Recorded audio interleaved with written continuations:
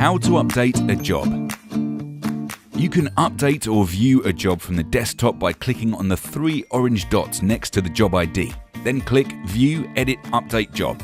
You are now in the job details screen. Here you can change the details including the job reference, the customer, the time and date, and more. Here is also where you can update the job status, such as marking it as work done or completed.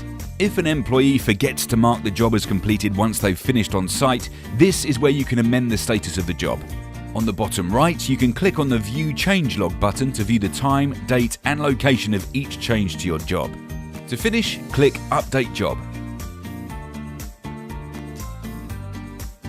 If you want to just quickly change the reference or date or description of the job, you can update it from the job dashboard. Simply hover over it and you'll see the edit pen. Click on the pen to make your edits.